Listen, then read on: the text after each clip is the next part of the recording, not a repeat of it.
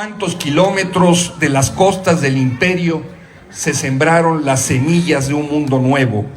Hoy conmemoramos y saludamos esa proeza. A pesar del criminal bloqueo que Cuba sufre, su revolución es ejemplo e inspiración de quienes buscan otro futuro.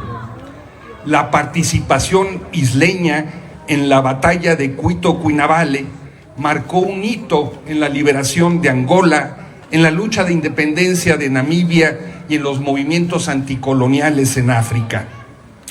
No obstante, el cerco asesino al que se le ha condenado, al margen de la razón y la justicia, miles de médicos y trabajadores sanitarios cubanos en Asia, América Latina y África cuidan la salud de los más necesitados.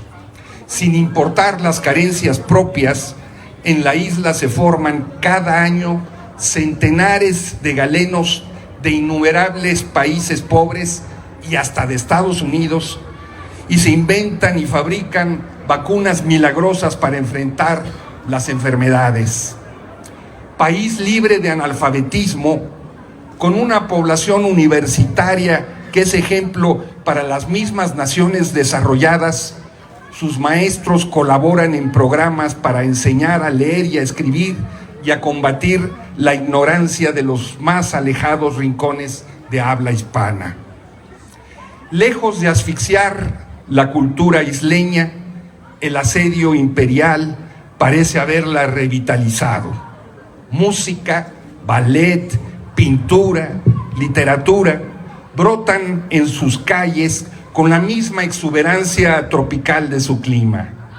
Esa cultura y ese compromiso político son la causa de la emancipación de los parias de la tierra y parecieran ser las armas secretas de su capacidad de resistir. A 7 décadas del asalto al Moncada, saludamos la digna gesta del pueblo cubano y exigimos el fin del bloqueo homicida contra la isla. Salud, hermanas y hermanos cubanos. Sepan ustedes que durante años han estado y siguen ahora estando siempre en lo más profundo de nuestro corazón. ¡Viva la Revolución Cubana!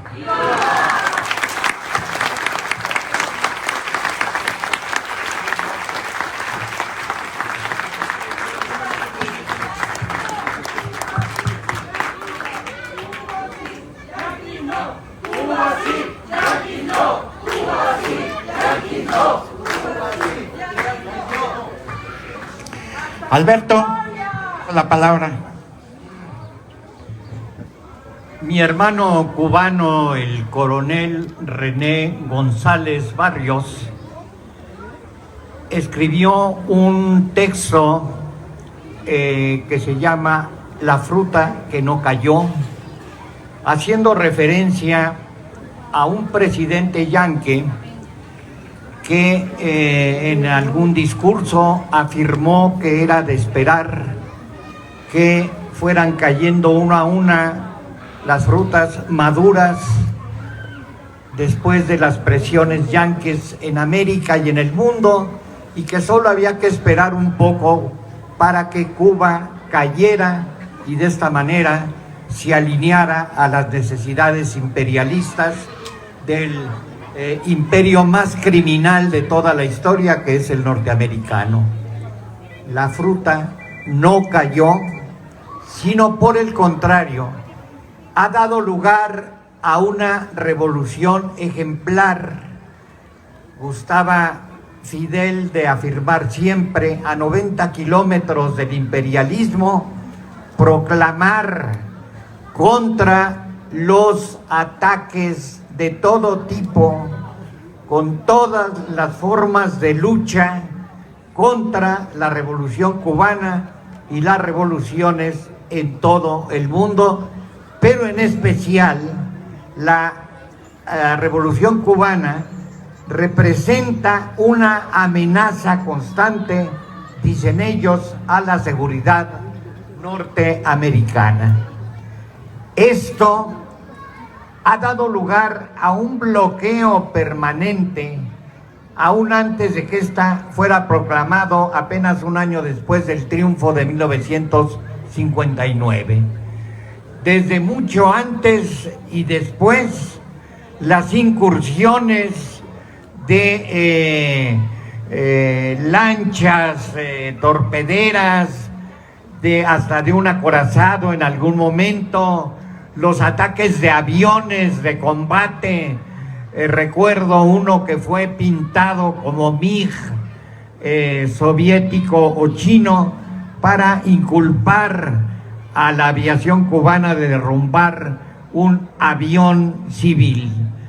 Todo esto ha sido utilizado por Estados Unidos, el apoyo a la contrarrevolución desde adentro, alimentar la contrarrevolución en las montañas del Escambray, surtiéndolas de armamento, de dinero, de aprestos de todo tipo llegados por mar y por aire, y alimentando con dinero y una constante transmisión por una radio que ha expropiado el nombre de José Martí para propagandizar las intervenciones yanquis como si fueran justas y atacar todo el tiempo, todos los días, a todas horas, a la Revolución Cubana con el nombre de José Martí.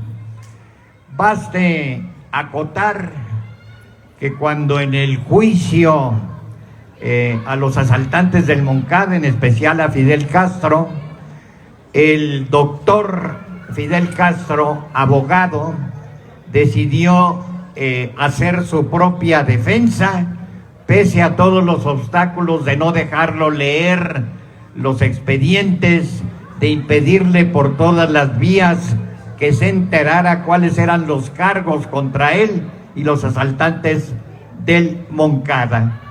Esto exigió que cuando el fiscal acusador de los revolucionarios pregunta a Fidel Castro por el autor intelectual del asalto al Moncada, sin dudarlo, Fidel responda: José Martí. Esto es una gran lección de historia, verdad y memoria, como solemos repetir en nuestra instalación de antimonumentos por el Paseo de la Reforma, para advertir que necesitamos alentar estas memorias de resistencia, de lucha, de triunfos revolucionarios, a cambio de toda la porquería que nos transmiten las televisoras empresariales patrocinadas por los grandes consorcios transnacionales, y que pese a la crisis evidente de la economía política neoliberal, seguirán por algunos años construyendo las conciencias contrarrevolucionarias. Las respuestas de Cuba a todo esto fueron apoyadas, por supuesto, conforme a la legalidad revolucionaria, y están contenidas en la primera y segunda Declaración de La Habana de 1961 y 1962, a la par de que se construía en Punta del Este una reunión de la OEA que expulsaba a Cuba por contradecir la democracia imperante en toda América. Por supuesto, esto debió aplaudirse como cierto. Es decir, esa democracia reducida a lo electorero, a mantener en términos de sociedad civil y apolítica, sentimentaloide y religiosa, a la democracia para que siga en manos de instituciones electoreras que no electorales, sin partidos políticos reales, sino agrupaciones oligárquicas de multimillonarios patrocinados generosamente por los estados y por las fundaciones de los consorcios contra esa democracia, ciertamente la Revolución Cubana. Esto es lo que hace decir a la segunda declaración de La Habana que por vías legales que ni existen ni existirán, a las clases dominantes atrincheradas en todas las posiciones del Estado, monopolizadoras de la instrucción, dueñas de todos los vehículos de divulgación y poseedoras de infinitos recursos financieros, un poder que los monopolios y las oligarquías defenderán a sangre y fuego con la fuerza de sus policías y de sus ejércitos. El deber de todo revolucionario es hacer la revolución.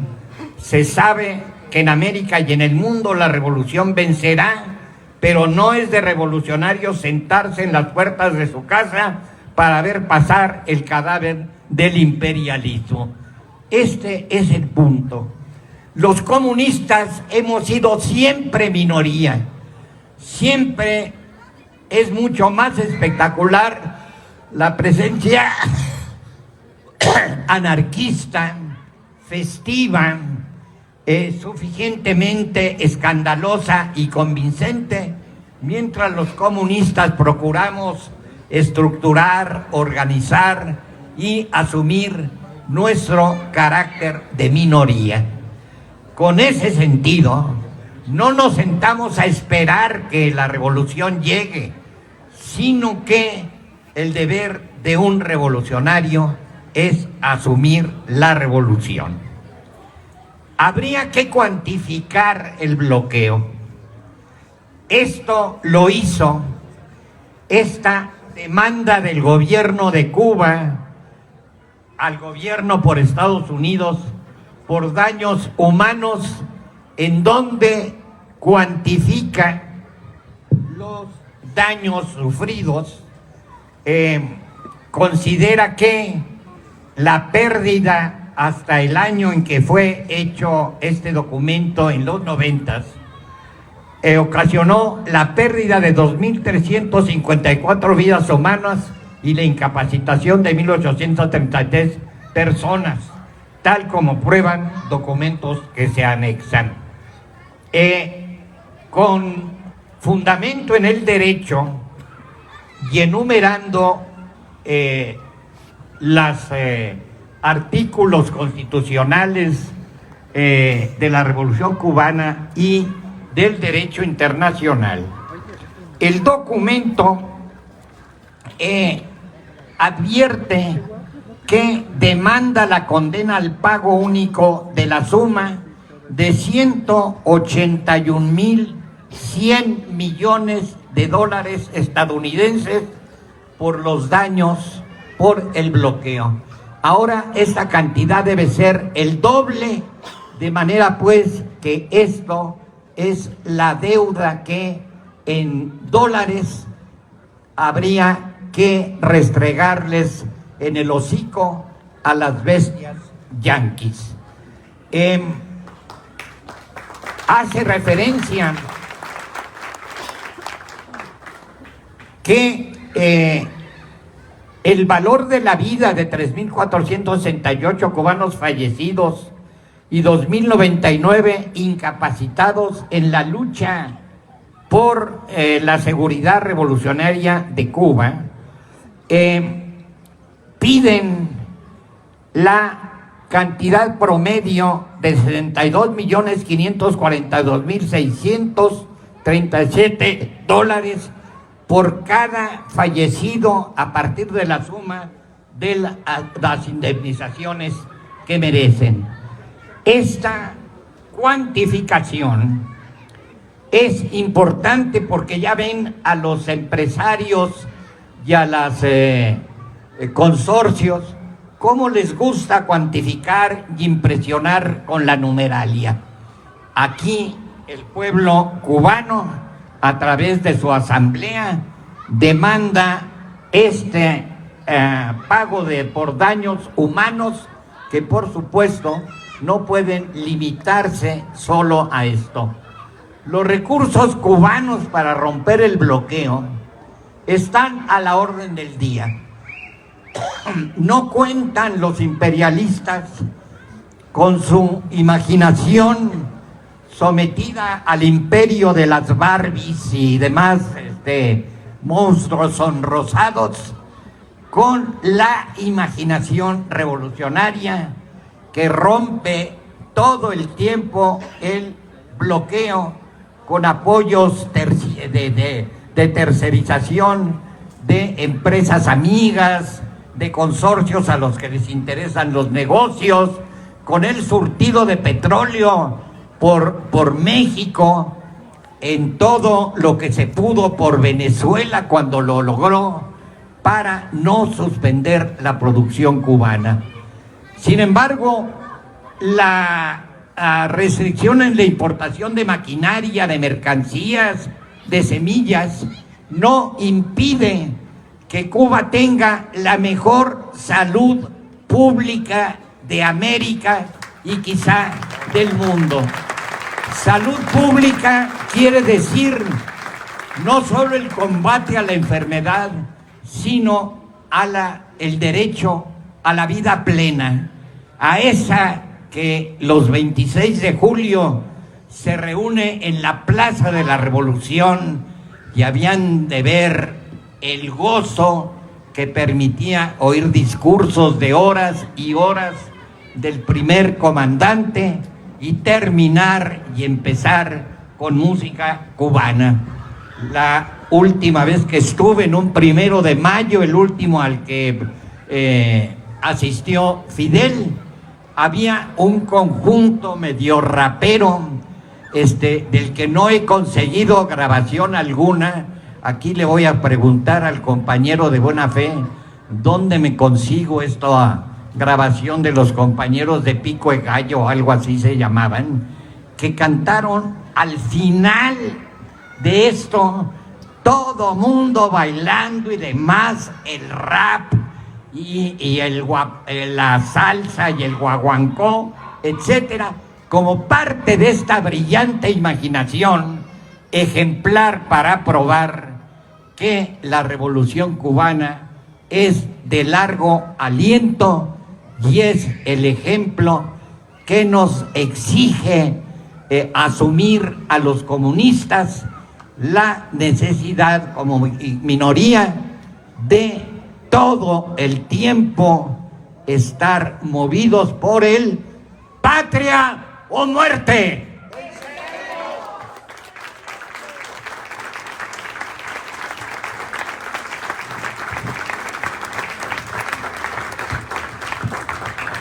Muchas gracias, Alberto. En general, ustedes dentro del el programa que dimos a conocer van a notar algunas diferencias, porque resulta que en la mañana cerraron todos los accesos a Los Pinos y hemos tenido muchos problemas, estamos un poquito desfasados. Comento esto porque justamente es la razón que Gabriela Rivadeneira se le haya hecho un poquito tarde. Me estaba comentando también Luis que tardó casi 1 hora en estacionarse, pero bueno, ahí vamos conforme nos va dando la gran voluntad que tenemos por Cuba. Quiero presentar a Gabriela Rivadeneira. Se desempeñó como presidenta de la Asamblea Nacional de Ecuador de 2013 a 2017 y es parte del movimiento Revolución Ciudadana, que agrupa figuras políticas de Ecuador opositoras al gobierno del presidente Lenín Moreno, quien gobernó al país sudamericano de 2017 a 2021.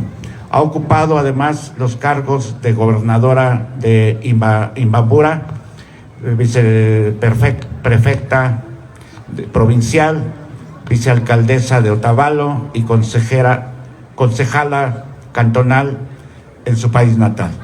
Quiero ceder el micrófono a esta compañera que nos ha dado un ejemplo de lucha, de participación solidaria con el pueblo de Cuba. Gracias. Gabino, un saludo muy especial a todas y todos. En realidad, disculpen la demora, especialmente Nelson, Luis, Alberto, disculpas por la demora, pero la cosa era llegar, estar, así que con todas las complicaciones, pero yo feliz de que existan estas complicaciones. Otra cosa hubiera sido no poder llevar, porque esta casa era un búnker. Ahora no se puede llenar porque está repleta de gente, así que mientras eso siga siendo así, qué bueno. Y por aquí andaba Homero también, al que lo abrazo y le felicito por todas estas mega jornadas en esta casa que siempre debe haber sido del pueblo, en estos Los Pinos históricos que siempre veíamos en las típicas novelas mexicanas, cerrados como búnker, el espacio, además de una política criminal contra el pueblo mexicano, pues que ahora todas y todos podamos estar aquí y que Cuba esté ahora tomada esta casa. Así que a los compañeros y compañeras de la embajada, los cubanos que residen aquí, cubanas que están aquí, pues un abrazo gigante. Qué importante, decía yo, realmente, porque no solamente son los 70 años de la toma del cuartel Moncada, sino además son 70 años de resistencia, pero 70 años de una resistencia que no se ha quedado únicamente en el resistir a la interna, sino que nos ha permitido a todos y todas y todos en el continente acompañar esa resistencia. ¿Y cómo no poder hacerlo? Martí decía algo que es fantástico, una frase que a mí me encanta y que trato de llevarla siempre como parte de vida. Amor con amor se paga. Y qué importante es eso, porque si Cuba ha hecho tanto por nuestros países, con un bloqueo encima, y nosotros no ser capaces, por lo menos, de sumarnos a la resistencia, a la solidaridad, a la denuncia permanente contra el bloqueo, creo que no había razón de ser. Y ese amor con amor se paga es justamente el agradecimiento por todo lo que decían, la política de salud, la política de alfabetismo. Nuestros pueblos, Ecuador, todos los países del sur y particularmente Ecuador, han tenido brigadas de médicos durante décadas. Han tenido docentes que no solamente llegaron a las brigadas de alfabetización, sino a enseñar metodologías para la alfabetización popular.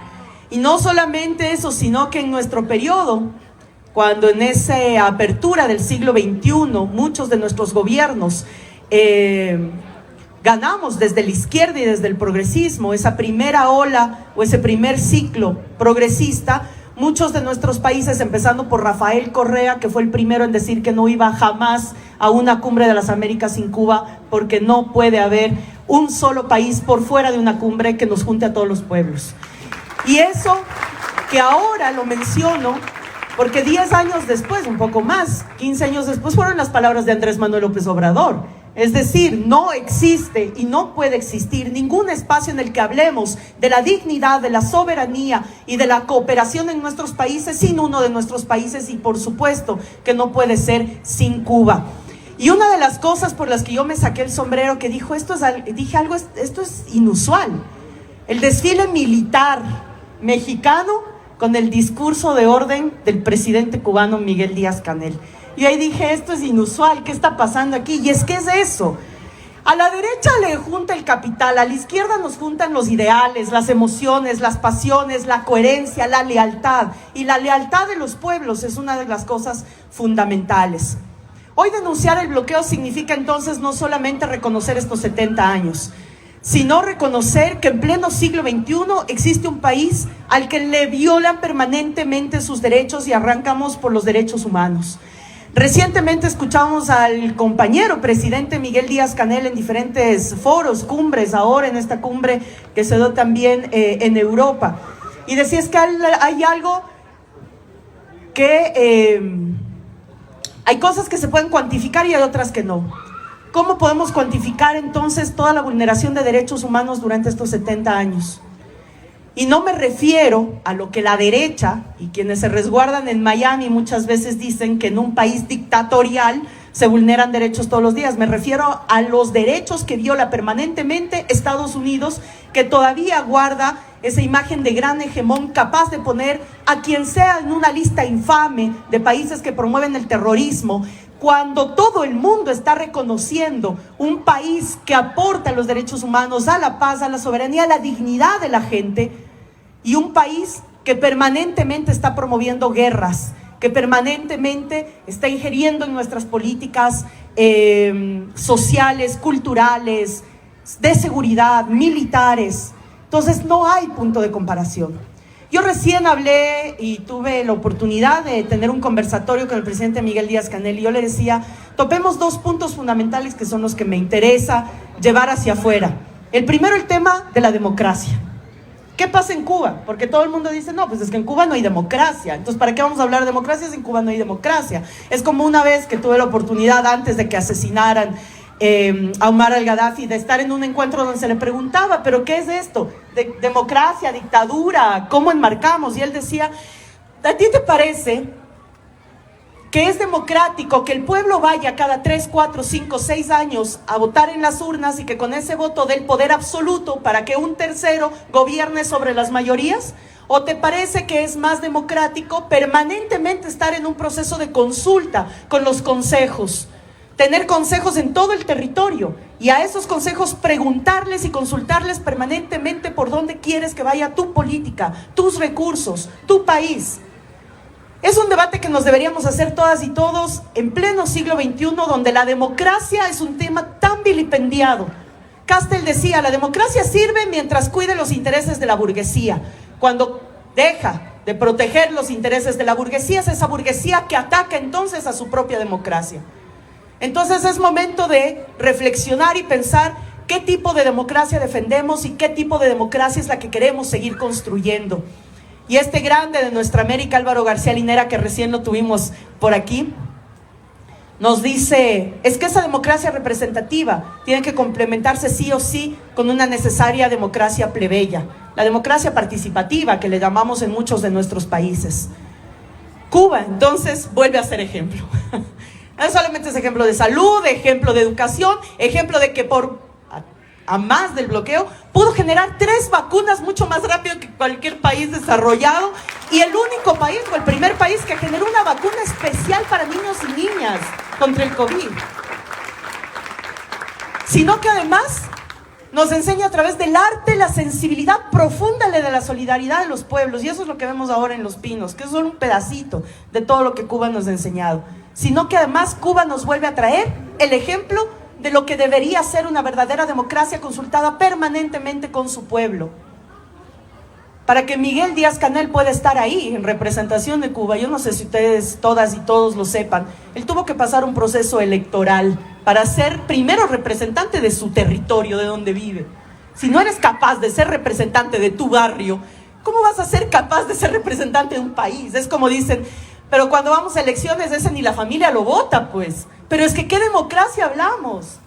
Otra vez, entonces Cuba nos dice, abramos los ojos, ampliemos la mirada y los horizontes y veamos que cuando el pueblo manda, es el pueblo que necesita tener las herramientas adecuadas para fortalecer el desarrollo de su país a través de una profunda democracia, la democracia de los pueblos. Lo que siempre decimos de una manera tan utópica, que a veces parece hasta abstracta, se la hace realidad y se la hace práctica en sistemas que los medios de comunicación corporativistas de todos nuestros países que actúan en cadena son los encargados de menospreciar, de vilipendiar y de ocultar. Resulta entonces que grandes democracias reconocidas, como la supuesta democracia norteamericana, que además los representantes ganan por compra de bonos y de compra literalmente de bonos y de votos, sea más rica que la democracia de nuestros pueblos. Hoy aquí mismo México está demostrando una herramienta potente de construcción. Hoy se está construyendo el Plan Nación 2024-2030 de manera colectiva en todo el territorio mexicano. El fin de semana pasado hubieron 300 asambleas ciudadanas simultáneas en todo México. La gente puede decir ahora qué es lo que quiere que haga su gobierno en el siguiente sexenio. Entonces no me van a decir que no estamos viviendo democracias vibrantes, democracias que nos enseñan que hay que abrir justamente ese abanico de posibilidades, pero sobre todo de que hay que tener reconocimientos, profundos reconocimientos. No podemos seguir soportando entonces en pleno siglo XXI que un país esté bloqueado solamente por el capricho de quien dice qué país se abre o qué país se bloquea. ¿Cuánto más entonces la humanidad va a seguir permitiendo que alguien que mantiene un hegemón siga comandando nuestros países? 200 años de la doctrina Monroe tenemos. 200 años de la doctrina Monroe. Las décadas anteriores ya no nos estábamos ni acordando de que la doctrina Monroe está tan vigente como ahora. Nuestros países militarizados, no solamente por nuestros militares, sino por militares norteamericanos. El Ecuador, liderado hoy por un banquero, Guillermo Lasso, acaba de ratificar un acuerdo de cooperación militar para volver en el Ecuador. Ustedes saben que nosotros sacamos la base militar de Manta, que fue una de las primeras políticas que cumplió Rafael Correa en el ejercicio de gobierno, y nuestra Constitución tiene un candado fundamental que dice que está prohibida totalmente la cooperación militar extranjera en territorio ecuatoriano. Bueno, hoy tenemos a las Islas Galápagos, patrimonio de la humanidad, como portaaviones natural de donde salen diariamente vuelos militares norteamericanos. Y eso que no me pongo a detallar toda la historia de nuestros países. ¿Es en serio entonces que nosotros vamos a seguir soportando una injerencia unilateral, que nos sigan poniendo por cuestiones geopolíticas, geoeconómicas en muchos de nuestros casos, en listas de países que promueven terrorismo, y que las medidas coercitivas que se aplican en contra de nuestros países, que son en contra de nuestros pueblos, pues siga permitiéndose con una normalidad que ya parece que no nos inmuta, que no nos duele, que no nos conmueve y que no nos sacude? Entonces yo sí quiero felicitar que estemos todas y todos aquí, porque es eso, es sacudirnos de vez en cuando, recordar que hay un sistema infame que tiene que ser denunciado permanentemente. No digo que la denuncia solucione los problemas, pero cada vez más son más los países a nivel del mundo que están levantando la voz, no solamente en contra del bloqueo de Cuba, no solamente en contra del bloqueo contra Venezuela, sino contra la injerencia, las armas, las guerras promovidas por un juego geoeconómico y geopolítico. Entonces ahí es donde cabemos la profundidad de lo que significa el accionar de la ciudadanía, de las organizaciones sociales y ojalá de todas las organizaciones políticas de la izquierda del continente. Hacer que este tipo de información y la que vamos a recibir de Nelson con cifras, porque el bloqueo no es solamente un tema irracional, que era otra de las cosas que yo le decía a Miguel Díaz Canel que teníamos que topar. Tema democracia y tema de qué realmente es el bloqueo. Muchos creemos que el bloqueo es un tema imaginario. ¿Qué significa para el pueblo cubano el tema del bloqueo? Y ojalá lo que tú nos des, compañero, sirva como insumos para que cada una de nosotras y cada uno de nosotros haga trabajo de pedagogía popular, porque solamente vamos a poder cambiar la realidad de nuestros pueblos cuando los pueblos tengan información suficiente para tomar decisiones y poder transformarnos todas y todos juntos. Si queremos que los procesos de transformación continúen, el ejemplo de China de 100 años o el ejemplo cubano de 70 tienen que servirnos para saber que un sexenio no es suficiente para transformar las estructuras y las bases de lo que se está sembrando acá en México. Los 10 años de la revolución en el Ecuador no fueron suficientes, hoy nos han retrocedido casi 30. Nuestros pueblos, en un vaivén, dice Álvaro, que le digo, no nos motives tanto, porque dicen esto vamos a continuar al menos 20 años más. Le digo, sí, deja ahí nomás, no nos digas más, por favor, no nos motives tanto. 20 años más en idas y venidas. ¿Qué es lo único que puede cambiar eso? Acelerar que no sean 20 años, sino sean nada, que sean 3, 4, 5, que sea un periodo fallido como los recientes neoliberales en el continente, es solamente los pueblos. La sabiduría de los pueblos tiene que ser alimentada. Sí hay una conciencia de clase que nos une permanentemente, pero esa conciencia de clase hay que alimentarla permanentemente con valores de coherencia, de lealtad, con conocimiento, con información, saber qué sistema es el que vivimos para saber cuál es el sistema que tenemos que derrotar permanentemente, de manera individual y de manera colectiva. Y ojalá esta ida y venida, que Álvaro nos dice 20 años, ojalá sean muchísimos menos, porque estamos hablando de los países, de las patrias, de nuestras hijas, de nuestros hijos, de las futuras generaciones. Así que Cuba es un aprendizaje permanente. Quienes hemos podido estar en la isla, pues siempre es renovador para el espíritu revolucionario. Estar allá y cuando estamos fuera, escucharlos, tenerlos, sentirlos. Y la música ha sido herramienta clave para eso. No dejemos entonces de cantar, no dejemos entonces de bailar, como nos decía Alberto, no dejemos entonces de sentir, no dejemos de hacer revolución. Eso es Cuba, para Cuba, y ojalá haya más Cuba para el mundo. Y ahora Cuba, en México y en este Centro Cultural Los Pinos, que nos convoca a denunciar las veces que sean necesarias el bloqueo contra Cuba, un bloqueo inhumano, irracional. Ese sí es un bloqueo terrorista. Abrazo a todas y todos, y qué bueno juntarnos y escucharnos en este espacio.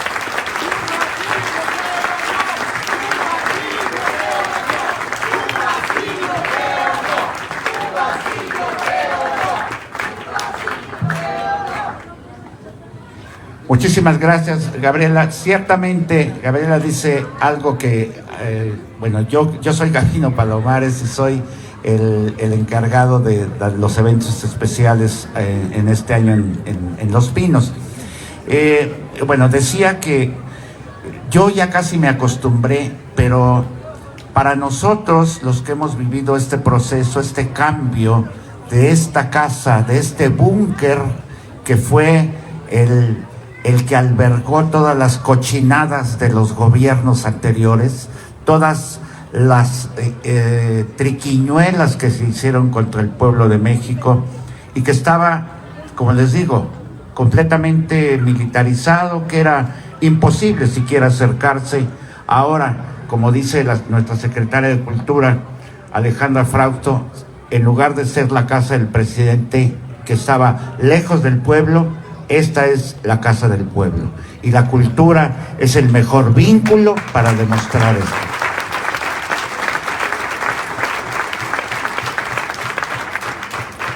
Bueno, el hecho de que esté aquí Cuba sigue siendo para mí una suerte de alucinación. Yo nunca pensé, yo tengo 50 años trabajando con la izquierda, y nunca pensé que iba a vivir determinados momentos como esta posibilidad de que aquí estemos celebrando el aniversario de la toma del cuartel Moncada. Todavía no me cabe en mi cabeza de que aquí en la casa de Peña Nieto hayan venido los compañeros de la guerrilla mexicana a hablarnos sobre esa etapa de pánico, de miedo, esa etapa perversa del gobierno mexicano, de la Guerra Fría que hubo en México, de la guerra desleal que se hizo contra la guerrilla en México. Aquí estuvieron los compañeros y fue un proceso, bueno, una experiencia. Los compañeros se acercaron primero temerosos, después empezaron a participar y terminaron bailando. Para mí esto es el mejor regalo que podemos tener los que trabajamos por la cultura, y con el compañero Homero, que ha dado todas las facilidades para que esta nueva posición, esta nueva forma de hacer cultura a través de la izquierda sea posible en Los Pinos. Bueno, finalmente le voy a pedir a Nelson que nos haga favor de tomar la palabra para que nos hable justamente cómo se ve el bloqueo desde Cuba, cómo se ve el bloqueo desde estar sufriendo justamente las consecuencias, porque a lo mejor nosotros no vemos esas consecuencias, pero el pueblo cubano sí, y de eso nos va a hablar Nelson. Sí, buenas tardes a todos.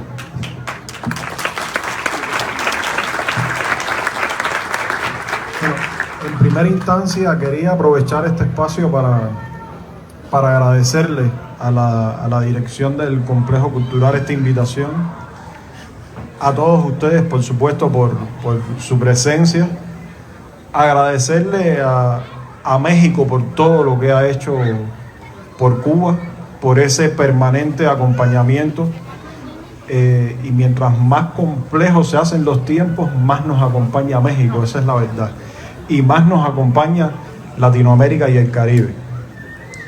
Quien se levanta hoy con Cuba se levanta para todos los tiempos, ¿no? Pero quien se levanta hoy con Cuba también se levanta por México y también se levanta por toda nuestra región. Y en ese sentido, esta actividad para conmemorar el 70 aniversario de del asalto al Moncada tiene una significación especial, porque el desafío de la generación del centenario fue precisamente desarrollar la revolución, es decir, que la revolución se pudiera hacer. Pero el desafío de las nuevas generaciones es precisamente vencer al bloqueo.